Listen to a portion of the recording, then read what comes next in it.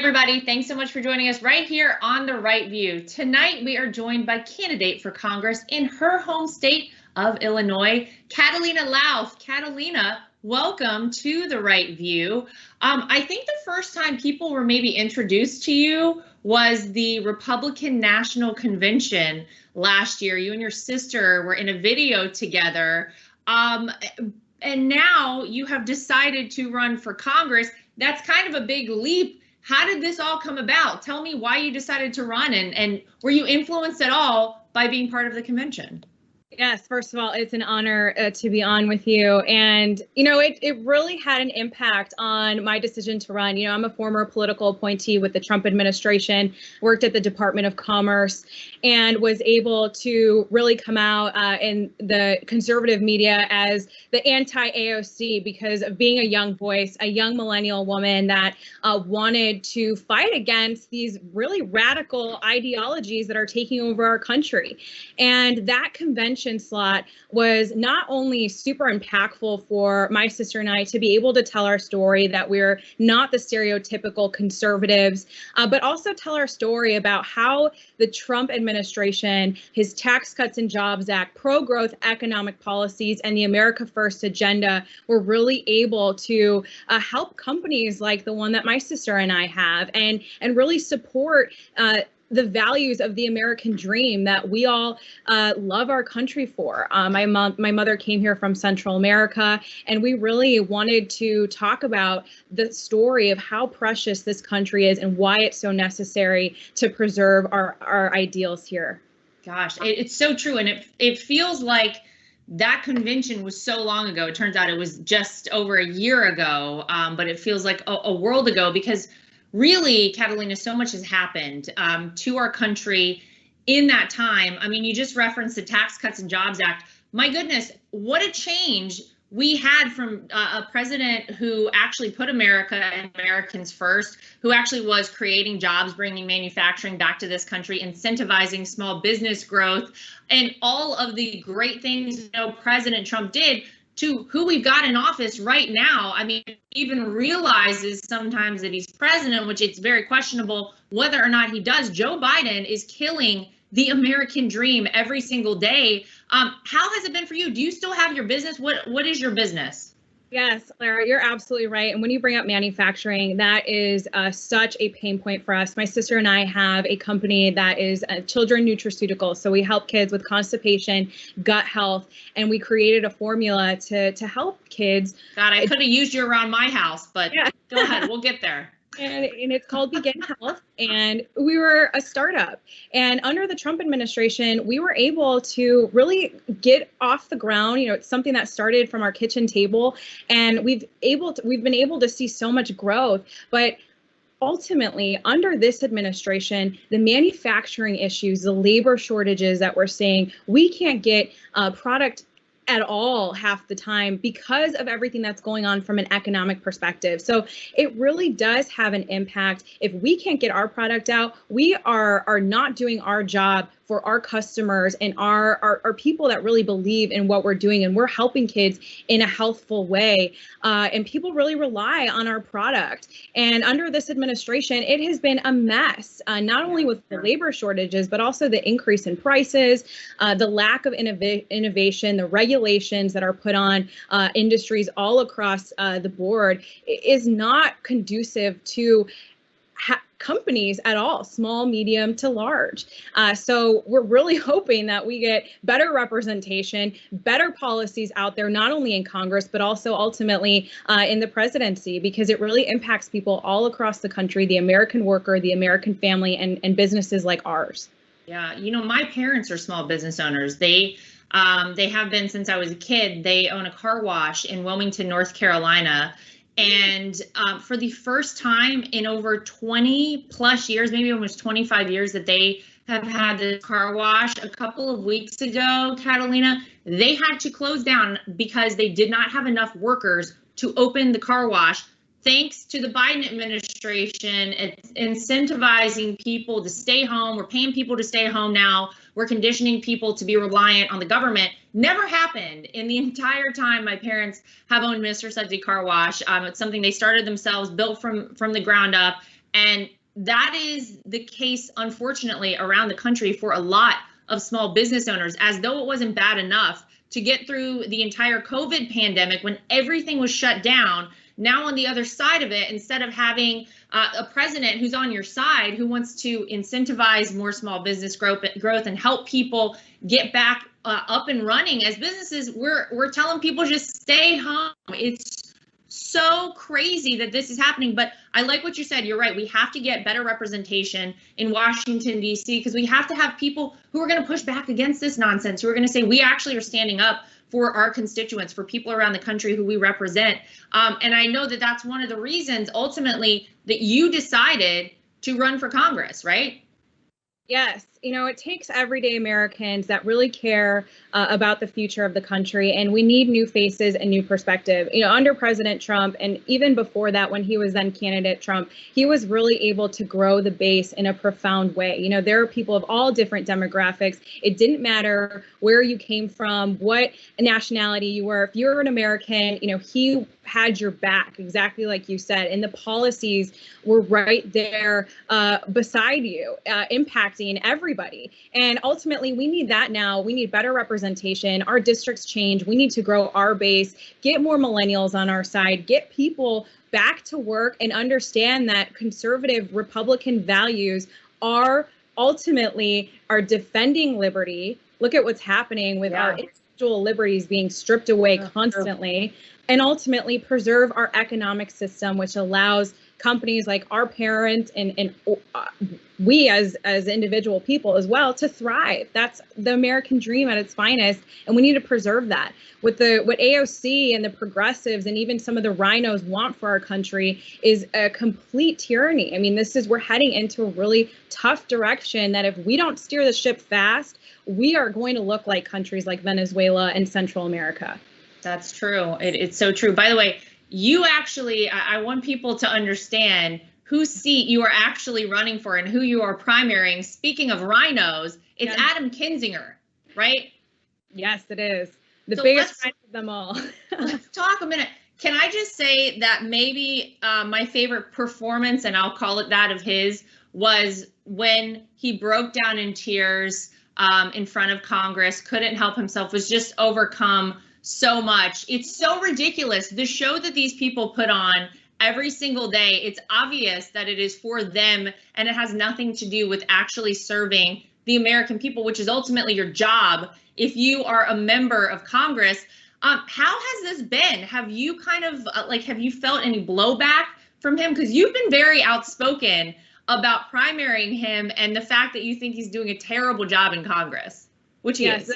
He absolutely is. And he is exactly the reason why we need everyday Americans to take over and bring our country back where it belongs. He is a career politician. This guy has not been in the district for the entire time that he's been in Congress. He loves the MSNBC, CNN, bashing President Trump. That gives him some sort of, boost in ego rather than doing his job and serving his constituents. This district went for President Trump by 5 points. This is a Trump Republican district here in Illinois, and our voices have long been forgotten, especially from people like Adam Kinzinger, who clearly is enabling the Democrats, again, bashing President Trump, using his platform for those reasons instead of actually doing what he should be doing, which is providing the right leadership for his constituents and being a lion on our values and our interests. He has not been doing that. We're taking him on, and we've received actually an overwhelming amount of support because he is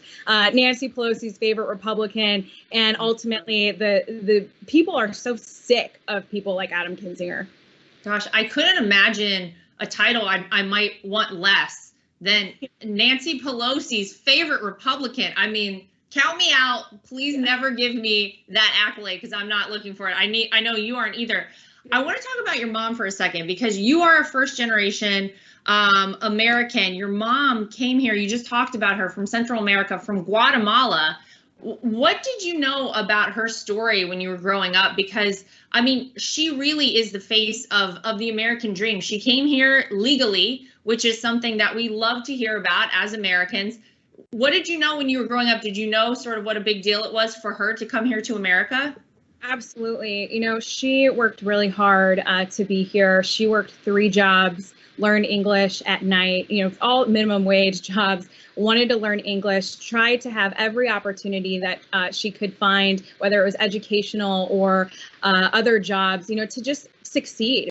She, unfortunately, I grew up with stories with her watching people be murdered in front of her because they were outspoken against the government, rations, bread lines, things like that, that ultimately, America was always the beacon of hope for my family. And I'll give you just 2 quick personal stories. When I was about 5 years old, we went to Guatemala, and before that, when we were packing our things, my mom had clothes and shoes and pencils and all these different, little items to take. And I'm like, Mom, we're just going for a couple of days. Why are we taking all this stuff?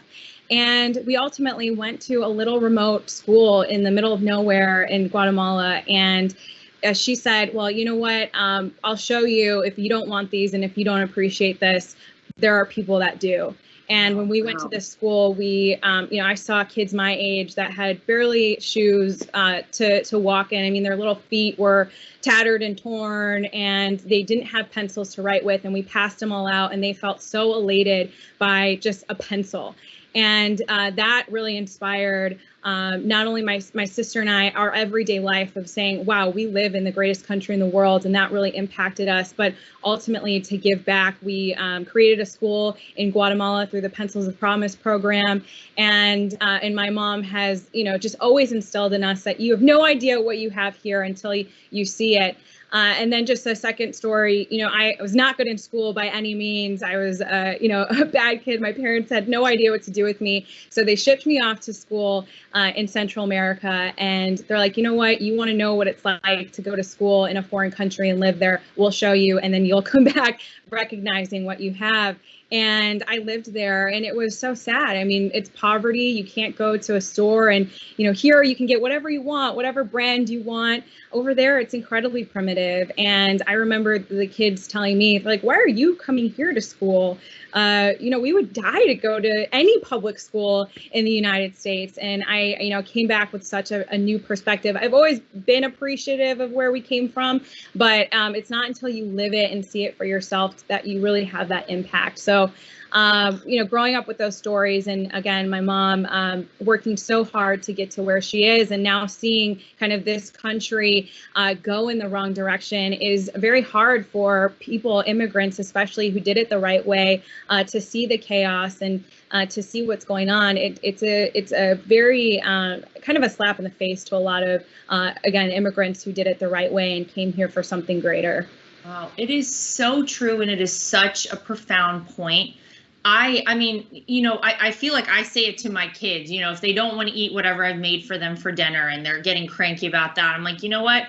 There are kids, we all say it, there are people that would die to have this food, that would feel so lucky to have what you have. But there is an entire generation of Americans, and maybe more than a generation. I think we're all guilty of taking for granted what we have here in this country.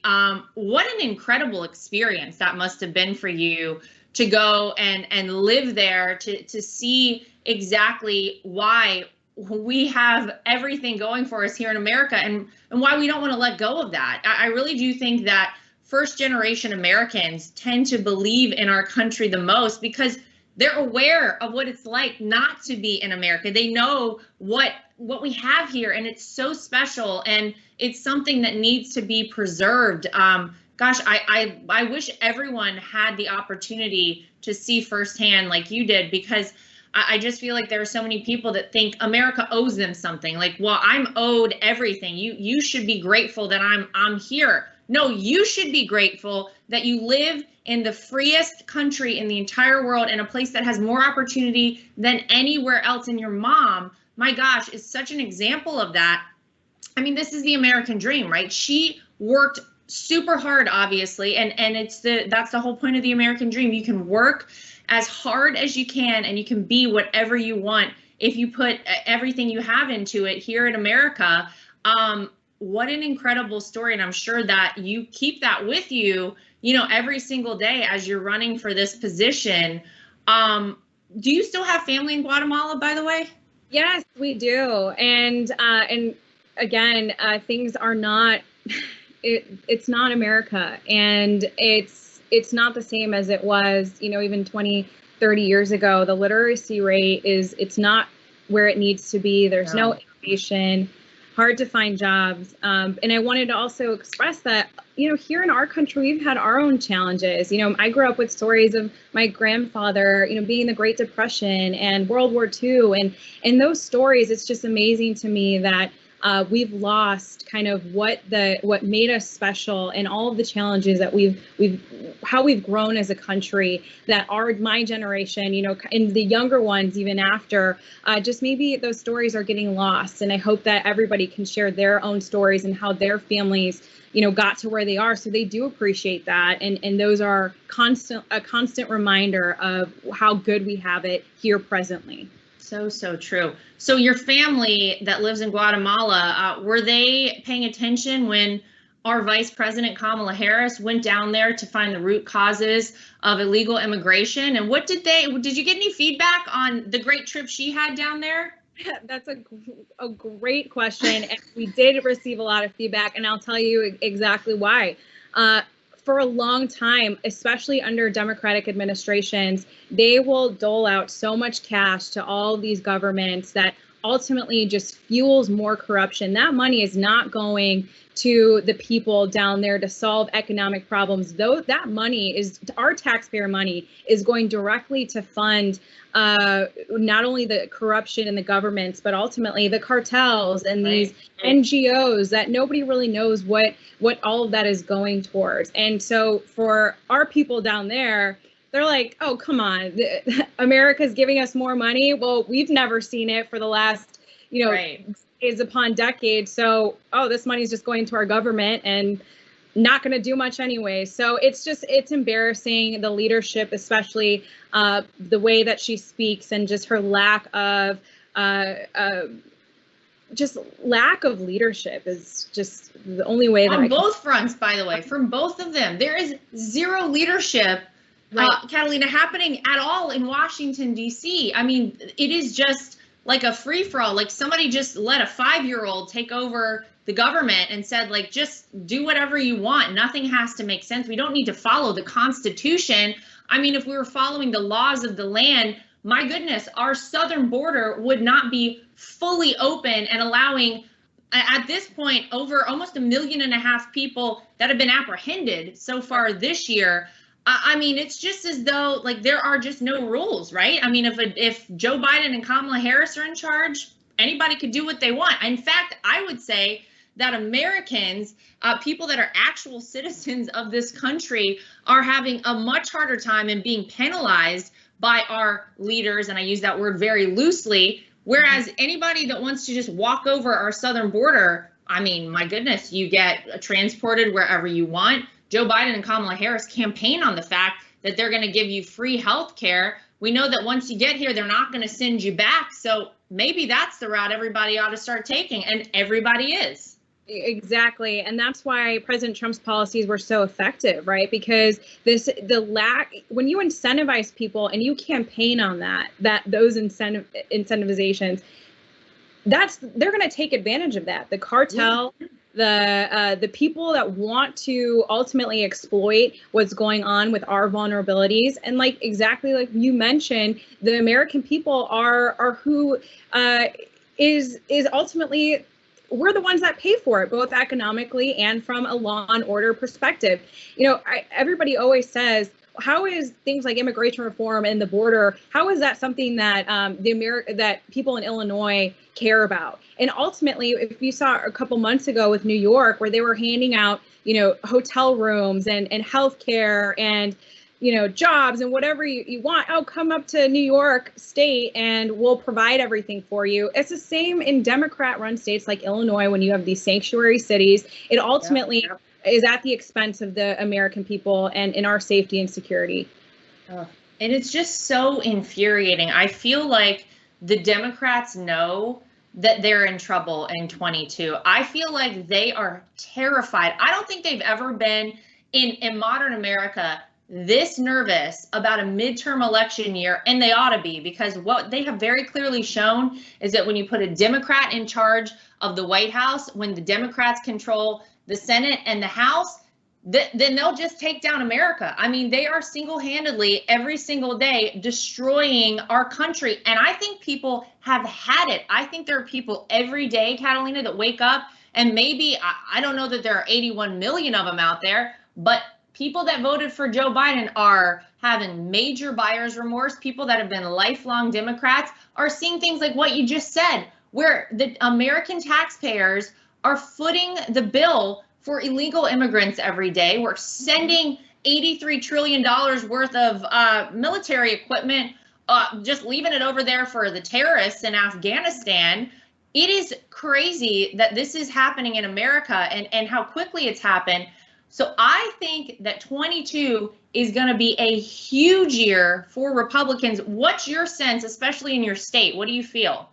You're spot on. We have seats here that have long been Democrat, and they're competitive now. People are so sick of the lockdowns, the lies. You know, when President Trump was in office, the media was fanning the flames. They were creating the problems because ultimately we were seeing success on the ground with businesses thriving, right? The worker back Things to work. Were working. Right, exactly. The president was solving problems. He was a problem solver. And they don't like that much in Washington, D.C. They don't. They want government to solve the problems, and now you have government creating the problems, and media, carrying water for them ultimately, and it's really hurting the everyday Americans. The lockdowns were huge out here in a very blue state. COVID, we have businesses that still are not up and running. Look at what's happening again with your family over there in North Carolina, and it's going to be a national problem. I think economically, people are going to vote with their pocketbooks and see just the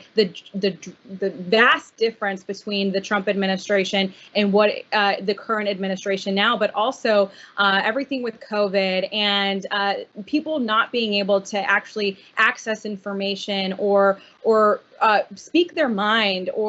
Censorship is a huge problem. I have friends, people here on the ground that they never were involved in politics until they saw things like President Trump getting kicked off of Twitter, or what's going on now with, the vaccines almost being mandated in a lot of the different companies or the states. Our individual liberties are being chipped away at. And I think ultimately people see that this is going to be an incredibly important election cycle, that, elections have consequences, as we've seen. Let's try to reverse it now and go back to where we should be in preserving what we have. Yeah, let's have some good consequences for once. I'm going to make a prediction right now, since we know how vital 2022 will be, since I think the Democrats know that we're going to flip the House and the Senate. I am going to predict that COVID-19 lasts a really long time, that we're going to be too nervous, Catalina, to vote actually at a polling location. We're going to need to mail out the ballots again in 2022.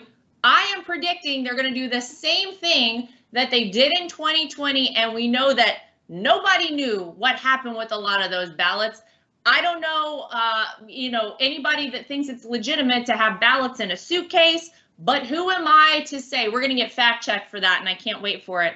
But honestly, they're going to keep playing this out. Isn't it interesting that we have a variant coming up here? Well, the reality is it was 15 days to slow the spread. I don't want to get off on a tangent here, but I'm so irritated by all of this because people are done. People are so done. You either got vaccinated or you're not going to, and you're willing to live with those consequences. And if you're vaccinated, then you should feel safe. Wear a mask if it makes you feel better, but we've got to get back to life. We've got to get back to having legitimate and safe elections that people actually believe in. They're going to try and play this out, I guarantee it, until not just after Election Day, at least in 2022, because they know that the Republicans are going to win. I don't feel, don't feel a need to comment on that. I just had to get it out of my system because the writing is on the wall and everybody can see it. Why are they continuing to talk about COVID as much as they are? Well, we know they want to distract from the border. We know they want to distract from Afghanistan and the disaster that was. They want to distract from the fact that our oldest ally, France, just took their ambassadors out of America, an unprecedented move, because they are so embarrassed by our country and by our leader at this point. So COVID-19, they're going to play it out. If you have any thoughts on that, feel free. But if not, I do ask everybody what you think is the best part of America and what you think is the biggest threat to the future of our country. Yes. I wanted to comment quickly on yes. With all the COVID being another year's worth of media coverage and scare tactics, right? You know, here in Illinois, we say vote early and vote often. It is a running joke at how bad the corruption is. Illinoisans don't trust Republicans or Democrats. They don't trust either of them equally. Our governors have gone to jail. It's not uncommon to get, 6 ballots to your home of one or two people, and to claim that all of this is just conspiratorial, or that we're, the crazies that, people like Adam Kinzinger talk about his constituents in the base as, is completely false. And ultimately, we need to have safe and secure elections. Exactly like you mentioned, Lara, like the amount of disenchantment and the real threat to our republic when people do not believe that our elections are fair and the integrity of them. Back to kind of where my mom came from, there's no point in voting in countries like that, because you know who's going to win. That's a joke. Exactly. And we get to that point now, which we're already at that point in a lot of ways. We need to solve this problem fast. And I'm so encouraged by a lot of the states that are at least implementing a lot of these laws to make sure that we have safe and secure elections moving forward. So that was just that one comment there. And no, thank you.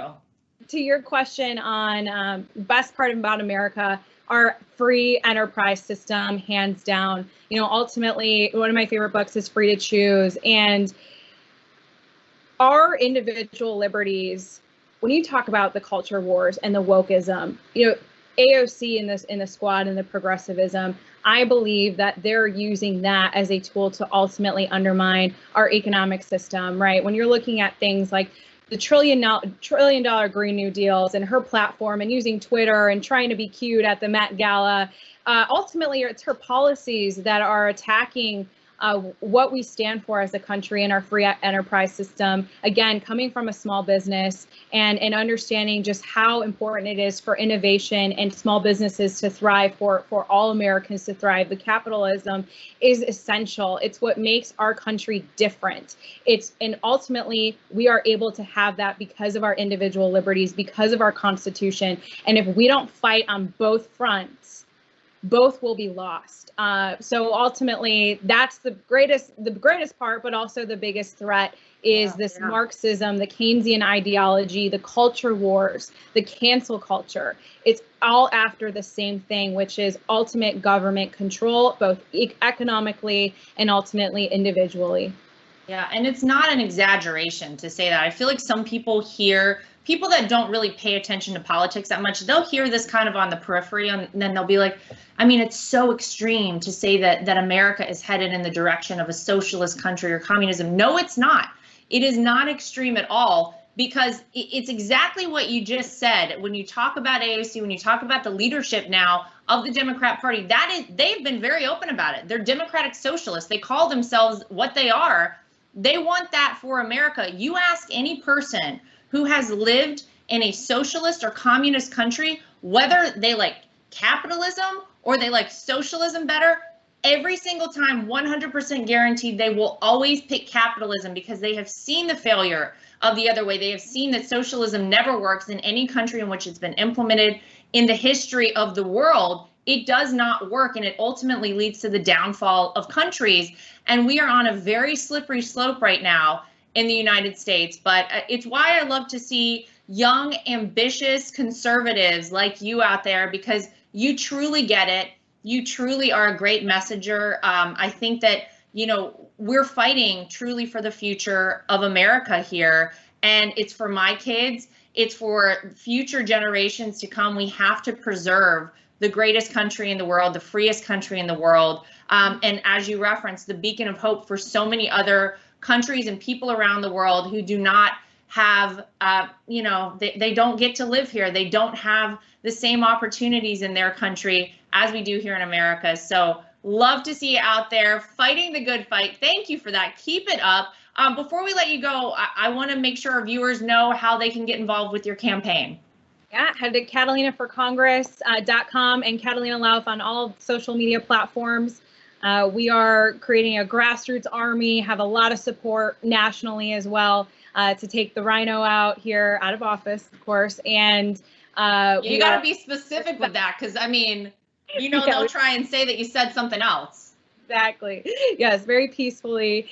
And so Catalina Lauf, CatalinaForCongress.com on all social media platforms. Amazing, amazing. Well, Catalina, thank you for joining us here on The Right View. Good luck with everything. We're going to keep our eye on you. I think you have a very bright future ahead. Good luck with the business. I hope that, you know, we can get some supplies, we can get some workers here in America, but with the current situation, probably unlikely. So thank you to Catalina. And as always, thank you to everybody who tuned in. We'll see you back here next time for more of The Right View.